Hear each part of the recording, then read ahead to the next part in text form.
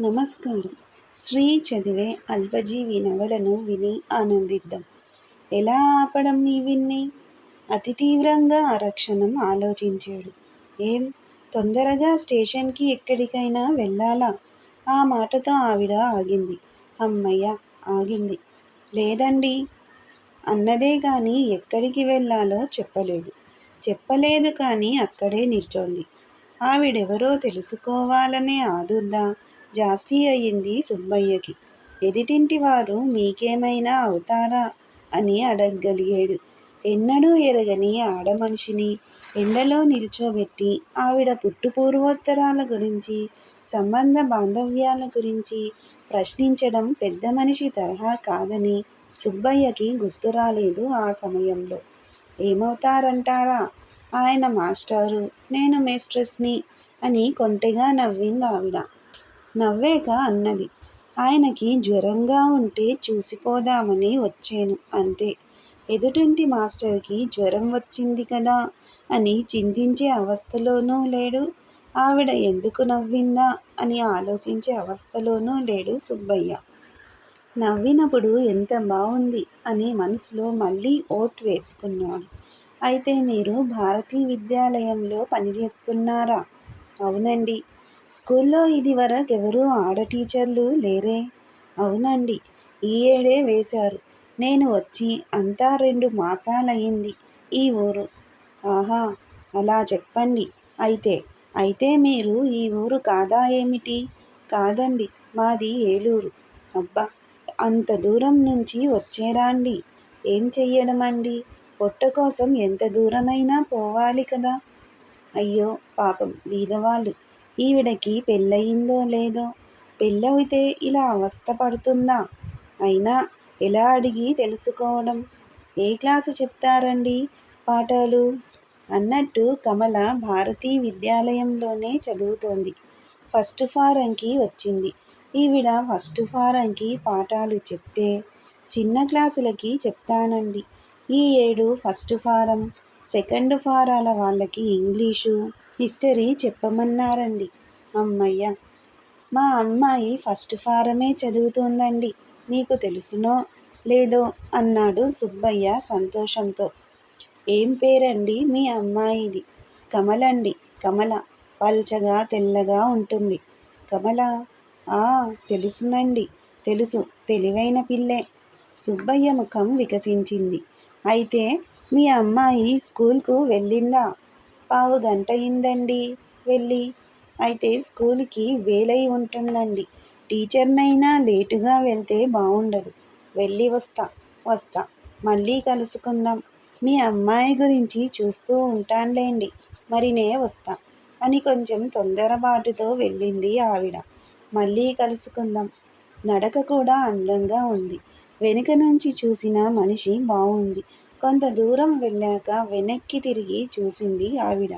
వెనక్కి తిరిగి చూసి మందహాసం చేసింది. ఆమె కట్టుకున్న నల్లటి చీర ఎండలో ఇంకా నల్లగా అగుపిస్తుంది. ఆవిడ వళ్ళు దూరం నుంచి ఇంకా హెచ్చు తెల్లగా కనబడుతోంది. తొందరగా నడవడంలో ఆవిడ నడుం చాలా భారంగా కదులుతోంది. ఆవిడ్ని చూస్తూ ఉంటే సుబ్బయ్య గుండెలు కట్టుతప్పి కొట్టుకుంటున్నాయి. అతని వళ్ళు చెప్పలేనంతగా వేడెక్కి వణికింది. మొదటిసారి మద్యం తాగినట్టు అతని తల తిరిగింది. అతనికి నిషా ఎక్కింది. ఆవిడ వెళ్తూ సందు చివర ఆగింది. తర్వాత సందు మళ్ళింది. అబ్బబ్బా! వెనక్కి తిరిగి చూసింది. 2 సార్లు చూసింది. కళ్ళు వాల్చి చూసింది. కళ్ళు తేల్చి చూసింది. తొలగిన పైట సర్దుకుంటూ చూసింది. సుబ్బయ్య మతిలో లేదు. మగవాళ్ళందరికీ ఉన్నట్టుగానే చిన్నతనంలో సుబ్బయ్యకి ఆడవాళ్ళని ఆకర్షించాలనే అభిలాష ఉండేది. ఒకప్పుడు తనకా అభిలాష ఉండేదని కూడా తర్వాత దినాల్లో మర్చిపోయేడు.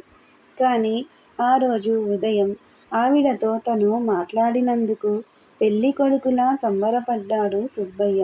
అతనికి అతి ఉత్సాహం కలిగింది. అతనికి తెలియని వాంఛలతో అతని మనసు చలించింది. ఆవిడ వీధి మలుపు తిరిగిపోయిన తర్వాత సుబ్బయ్య ఇంట్లోకి వెళ్ళాడు. స్నానం చేశాడు, భోజనం చేస్తున్నాడు, వడ్డించుకొని భోజనం చేస్తున్నాడు. సావిత్రి అతనికెప్పుడూ వడ్డించదు. వంట చేసి అన్నీ సిద్ధం చేసి ఆమె తన గదిలోకి పోతుంది. నేనామెకి తగను నిజమే, కానీ భర్తని కదా, నా మీద కొంచెమైనా గౌరవం ఉంచకూడదా అని కించపడుతూ ఉంటాడు సుబ్బయ్య. ఆ పూట మాత్రం సావిత్రి తన పక్కన కూర్చొని వడ్డించనందుకు విచారించలేదతను. సావిత్రి ఎదురుగా ఉంటే నల్ల చీరావిడ అతని మనసులోంచి తొలగిపోయుండును. సావిత్రి అతనికి ఎదురుగా లేదు. ఎదురుగా లేని నల్ల చీరావిడ అతని మనసంతా ఆక్రమించింది. అతని ఆలోచనలన్నీ నల్ల చీరావిడ చుట్టూ తిరుగుతున్నాయి. ఆవిడ ప్రధాన పాత్రగా అనేక నాటక రంగాలు అతని కళ్ళ ముందు కదిలిపోతున్నాయి. అనేక కథలతో అతని కోరికలు చెలరేగుతున్నాయి. అనేక కోరికలతో అతని కథలు నిండుకుంటున్నాయి. ఆవిడకు పెళ్ళయిందా? అయింది. ఆమె భర్త ఇక్కడెక్కడా లేడు. పరలోకానికి అర్జెంటుగా వెళ్ళిపోయాడు. మొదట్లో ఆవిడ చాలా ఏడ్చింది. తర్వాత బ్రతుకు తెరువు చూచుకొందికి. ముందు స్కూల్లో ప్రవేశించి చదువుకొంది. నన్నెవ్వరూ పోషించనక్కర్లేదు, నా పొట్ట నేను పోషించుకోగలను అన్నది. అలాగే సాధించింది. తన జీవితాన్ని తనే భరిస్తోంది. నాకు భర్త అక్కర్లేదు అన్నది. మళ్ళీ పెళ్ళి చేసుకోదలుచుకోలేదావిడ. చేసుకుందామనుకున్నప్పటికీ ఆమెకి నచ్చిన వాళ్ళెవరూ లేరు. కానీ భగవంతుడు సుబ్బయ్యనే వాణ్ణి సృష్టించాడు. ఆ సంగతి ఈరోజే తెలిసింది ఆవిడకి. ఆవిడకి పెళ్ళయిందా? అవలేదు. నేను పెళ్ళి చేసుకోను, నాకు పెళ్ళక్కర్లేదు అని భీష్మించు కూర్చుంది. మగవాళ్ళంటే ఆవిడకి అసహ్యం. ఆడవాళ్ళ బ్రతుకులు ఉద్ధరించడానికే నేను పుట్టాను అంటుందావిడ. పురుషుడన్న వాడి అపవిత్రపు హస్తం ఆవిడ వంటిని పడలేదింతవరకు. కానీ ఈరోజు సుబ్బయ్యను చూసింది ఆవిడ. మగవాళ్ళ గురించి దృక్పథం మారింది. ఆవిడ మనసు చెదిరింది. ఆవిడ పైట తొలగింది. ఆవిడకి స్నేహితులున్నారా? ఉన్నారు, అనేకమంది. అంతా స్నేహితులే ఆవిడకి. అంతా ఒట్టి కబుర్లు చెప్పేవారే. అంతా ఆవిడ్ని మోసపుచ్చేవారే. అంతటితో ఆవిడకి మానవుల యందు నమ్మకం పోయింది. కానీ ఈరోజు సుబ్బయ్యతో మాట్లాడింది. నిజమైన స్నేహం ఉన్నదనే నిజమైన నమ్మకం నిజంగా కలిగింది ఆవిడ్లో. ఆవిడకి స్నేహితులున్నారా? లేరు. ఆవిడకి స్నేహితులు లేరు. ఆవిడ ఎవ్వరికీ స్నేహితురాలు కాదు. ఆవిడ ఒంటిపిల్లి రాకాసి. నమ్మిన వాళ్ళనందర్నీ ఆవిడ ద్రోహం చేస్తుంది.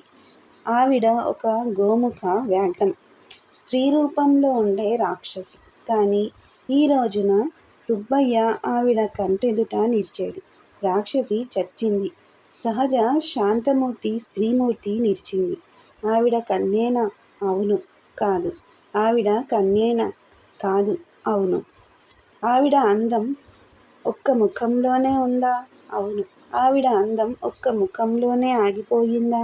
లేదు. నీకు తెలుసునా? తెలుసు. ఎలా తెలుసు? నా కంటికి ఎక్స్రేస్ ఉన్నాయి. అయితే ఆవిడ కన్య అవునో కాదో ఎందుకు తెలుసుకోలేవు? నాకు తెలుసునే. నీకు తెలిసినదేమిటి? ఆవిడ కన్య కాని కన్య అనే విషయం నాకు తెలుసు. నీకు పిచ్చెక్కింది, మతి చెడింది, వళ్ళు తిప్పింది, తల తిరిగింది, కన్ను చెదిరింది.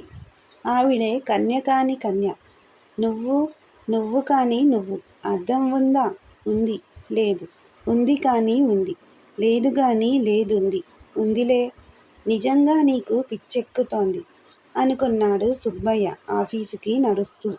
పగలు 10:30 గంటలు దాటింది. ఎండ జోరుగా ఉంది. వేడి హెచ్చుగా ఉంది. గాలి తక్కువగా ఉంది. మోటారు కార్లు రేపిన దుమ్ము కిందికి రాలడం లేదు. సదరు దుమ్ము ఇళ్లల్లోకి వస్తోంది, ముక్కులోకి పోతోంది, బట్టల్ని అంటుతోంది, చెమటతో కలుస్తోంది. ఆఫీసు చేరేసరికి 11:15 అయింది. ఇంకా హెడ్ గుమాస్తా రాలేదు. హెడ్స్ కానీ గుమాస్తాలు కొద్దిమంది వచ్చారు. సుబ్బయ్య తన కుర్చీకి కోటు తగిల్చి తన కుర్చీలో కూర్చున్నాడు. వెధవాఫీసు. ఈ వెధవ ఆఫీసులో నేను, ఆ వెధవ స్కూల్లో ఆవిడ దూరంగా ఉండి ఒకే అవస్థలో ఉన్నాం. ఎక్కడో ఎప్పుడో ఆవిడకి నాకు సంబంధం గుట్టు ఈరోజు బయటపడింది. నేను ఆవిడ, ఆవిడ నేను. ఆది నుండి నా కోసమే ఉన్న ఆడది అనేక జన్మల్లో అనేక వేషాల్లో వస్తుంది. ఈరోజు నల్ల చీరతో వచ్చింది. రేపు ఏదయ్యా సుబ్బన్న, ముందు ఇలా ఓ సిగరెట్ ఇచ్చుకొని తర్వాత నేను అడిగిన ప్రశ్నకి సమాధానం చెప్పు. సుబ్బయ్య త్రుళ్ళిపడ్డాడు. ఎదురుగా ఉన్న గడియారంలో 10 నిమిషాలు తక్కువగా 11 అయింది. చూసేవాళ్ళకి. సుబ్బయ్య ఆ యొక్క గడియారం వైపు చూడలేదు. సుబ్బయ్యకి గడియారానికి మధ్య అవధాని తాలూకు బట్టతల, మెల్లకన్ను, బండముక్కు, దాకనోరు వగైరాలన్నీ అడ్డొచ్చాయి. సుబ్బయ్య ఇచ్చిన సిగరెట్టు సుబ్బయ్య ఇచ్చిన అగ్గిపుల్లతో అంటించి సుబ్బయ్య ముఖం మీదికి పొగ వదులుతూ అడిగాడు అవధాని. నిన్న మధ్యాహ్నం గవరయ్యతో ఏమిటోయ్ మాట్లాడుతున్నావు? తెలివిలేని సుబ్బయ్యకి ఒక్కసారిగా తెలివొచ్చింది. ఏమిటి మాట్లాడుతున్నావు? ఎవరితో? ఇప్పుడు నాతో మాట్లాడుతున్నావు. ఇప్పటి సంగతి కాదు అడిగేది నేను. నిన్న గవరయ్యతో ఏమిటి మాట్లాడేవు? ఏమీ మాట్లాడలేదే. అబద్ధం ఆడుతున్నాను. ఎందుకు? ఏమో, నాకు భయంగా ఉంది. అవధాని దమ్ము లాగాడు. పొగ వదిలాడు. సుబ్బన్న, నేనో మాట చెప్తా విను. ఈ ఆఫీసు మంచిది కాదు. ఆఫీస్ స్టాఫ్ మంచిది కాదు. హెడ్ క్లార్కు మంచివాడని వాడు అనడు, నేను అనను. గవరయ్య అందర్నీ మించి పోయి ఉన్నాడు. ఇక నువ్వు చూస్తే ఓ వెర్రిపీరువి. అందుచేత భాయి జాగ్రత్తగా మసులుకో. బోధపడిందా? సుబ్బయ్యకి సరిగ్గా బోధపడలేదు. కానీ అమితంగా భయం కలిగింది. హెడ్ క్లార్కు, గవరయ్య 500, నేను బిల్సే 500. గవరయ్య బిల్సే, నేను. భయంగా ఉప్పెనగా వచ్చి సుబ్బయ్యని ముంచేసింది. అతని మనసులోంచి నల్లచీరావిడ సన్నసన్నగా వెనక్కి వెళ్ళిపోయింది. నల్లచీరావిడ వెనక్కి తిరిగి చూడకుండా అదే పోవడం పోయింది. నల్లగా కటికి చీకట్లో కారు మబ్బుల్లో సుబ్బయ్య. అబ్బా! ఈ సుబ్బయ్యకి గుండె నిబ్బరం పోయింది. జాగ్రత్తగా మసులుకో. బోధపడిందా? మెల్లకన్నుతో చూసి సుబ్బయ్య భుజం తట్టి తర్వాత తన సీట్లో కూర్చున్నాడు అవధాని. గోడమీద గడియారంలో 11 గంటలయ్యింది. చూసేవాళ్ళకి. సుబ్బయ్య గడియారం వైపు చూడ్డం లేదు. అతని కళ్ళు చీకట్లు కమ్మాయి. అతని గుండెలు అగాధంలోకి దిగిపోతున్నాయి, జారిపోతున్నాయి, దిగజారిపోతున్నాయి. ఆ రోజున ఆఫీసులో ఏ పని చెయ్యలేకపోయాడు సుబ్బయ్య. లెక్కలు కడుతూ ఉంటే అన్నీ తప్పులే వస్తున్నాయి. 16 పైసలు అనా పోతే, 12 పోతే 500 నాకోసం పుచ్చుకోలేదే. పాపం వెంకట్రావుకి అవసరం వచ్చి అడిగాడు. మళ్ళీ గవరయ్యకి ఇచ్చెయ్యను. వెంకట్రావు పెద్ద మనిషి, జమీందారు కొడుకు, గొప్ప వంశం. తప్పకుండా ఇచ్చేస్తాడు. 16 అనా పోతే 4, 1, 3, 4, 15, 19, 16 పోతే 3, 1, 4, 5, 40, 45, 105. ఏం సుబ్బయ్య, గవరయ్య బిల్స్ అన్నీ పూర్తి చేసేవా? హెడ్ క్లార్కు కంఠం అది. ఏమిటండి ఏమిటి? గవరయ్య బిల్స్ చెకింగ్ పూర్తయిందా? హెడ్ క్లార్కు కర్కశ కంఠం అది. ఇంకా లేదండి. నువ్వెక్కడ చేస్తావ్? ఇంత వేగిరం అయిపోతే ఇంకేమిటుంటుంది నీకు వర్క్? సుబ్బయ్య గుండె బద్దలైపోతోంది. తప్పదు, పోతుంది. ఇంకా వర్క్ కొత్త కదండి, కొంచెం ఆలస్యం అవుతుంది. ఎలానూ మరి అని అవధాని అన్నాడు. అలానేం ఆలస్యం అవుతుందా? నాకు తెలుసునండి అవధాని గారు, ఇంకా ఆలస్యం అవుతుంది అని వెటకారంగా నవ్వి కొమ్ము డబ్బీలోంచి ముక్కు పొడుం తీసి ముక్కులోకి దట్టించేడు హెడ్ గుమాస్తా. 16, 10, 16, 4, 16, 6, 16, 8, 16. సుబ్బయ్య తల బద్దలవుతోంది. తప్పదు, సుబ్బయ్య తల బద్దలైపోతుంది. సుబ్బయ్య సాయంకాలం ఇంటికి వెళ్తూనే ఉన్నాడు. రోడ్డు మీద పోయే జనం రోజూలాగా పోతూనే ఉన్నారు. రోడ్డు మీద రోజూలాగా పోతున్న సుబ్బయ్య తలలో జట్కాలు, రిక్షాలు, మోటార్లు, విమానాలు, రైళ్ళు పరిగెడుతున్నాయి, ఎగురుతున్నాయి, గుద్దుకుంటున్నాయి. ఆఫీసు వెలుపల టీ దుకాణం ప్రొప్రైటరు ఎర్రగల్ల లుంగీ కట్టుకొని బీడీ కాలుస్తూ టీ కలుపుతున్నాడు. ఉడిపి హోటల్ ముందు ఎప్పుడూ చూడని కొత్త కారు ఆగింది. ప్రేమ సినిమాకి అందర్నీ పూర్ణకి రమ్మని లౌడ్ స్పీకర్స్ ఆహ్వానిస్తున్నాయి. 3 పిల్లలు, 2 పెద్దవాళ్ళు ఐస్ ఫ్రూట్ తింటున్నారు. ఒక పిల్లాడి మంచుముక్క మన్నులో పడింది.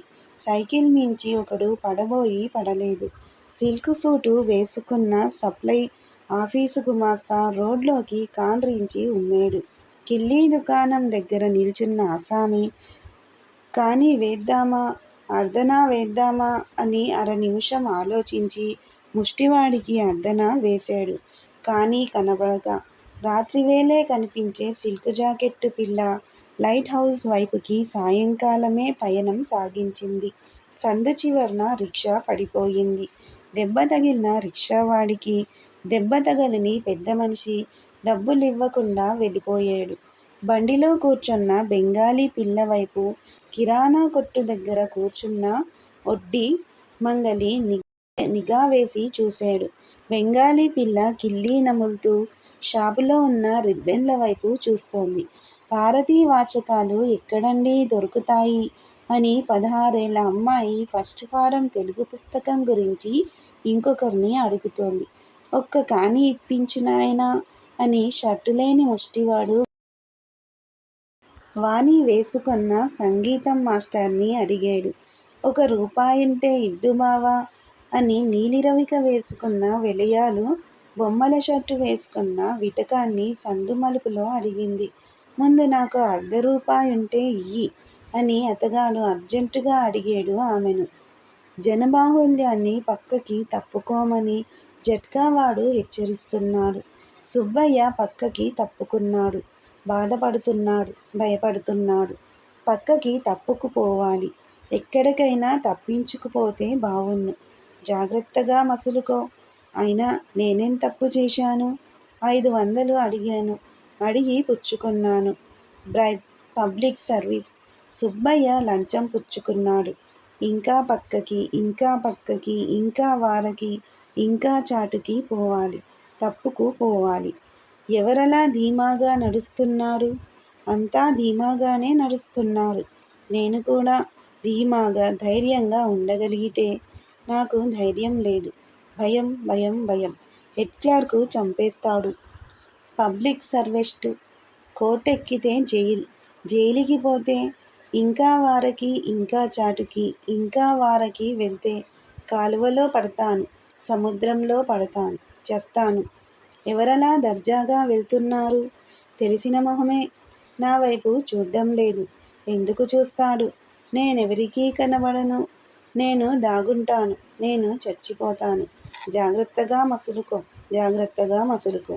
నేనే తప్పు చెయ్యలేదే. నేనో మాట చెప్తా విను. వింటాను, తప్పక వింటాను. జాగ్రత్తగా మసులుకో. సరే, సరే. కానీ నేనే పొరపాటు అయినా సరే భయం మీద ఉండాలి. జాగ్రత్తగా మసలాలి. లేకపోతే ఉద్యోగం బర్తరఫ్. పిమ్మట కారాగారవాసం తథ్యం. అమ్మో, అమ్మో. ఎందుకలా నవ్వుతున్నారు? బాజారే తిరిగి చూచి పక్కున నవ్వెన్. అంతా ఎందుకలా నవ్వుతున్నారు? ఎందుకో ఏమో. అంతా నవ్వుతున్నారు, నవ్వుతున్నారు, ఇంకా నవ్వుతారు. గవరయ్య, రామస్వామి కూడా నవ్వుతారు. భయంకరంగా నవ్వుతారు. జోరు జోరుగా నడిచి ఇంటికి చేరుకున్నాడు సుబ్బయ్య. అరుగు మీద కూలబడ్డాడు. సాయంత్రం 6:15 అప్పుడు. కుడి చేతి కోటు చేత్తో ముఖం మీద చెమట తుడుచుకుంటూ ఉంటే కమల వెక్కి వెక్కి ఏడుస్తూ వీధి వరండాలోకి వచ్చింది. నాన్న, అమ్మ, అమ్మ సినిమాకి వెళ్ళింది నాన్న. కమల కళ్ళంట కన్నీరు కారుతోందని చూడకుండా చూశాడు సుబ్బయ్య. ఆహా, నన్ను తీ తీసుకు వెళ్ళలేదు నాన్న. ఆహా! తమ్ముణ్ణి తీసుకు వెళ్ళింది నాన్న. అయితే సరే. ఎప్పుడూ ఇంతేనా అన్నా? ఈ నవల మీకు నచ్చితే సబ్స్క్రైబ్ చేయండి, షేర్ చేయండి, లైక్ చేయండి, బెల్ ఐకాన్ను ప్రెస్ చేయండి. శ్రీ ఛానల్ ఆడియో నవలను వింటున్నందుకు ధన్యవాదములు.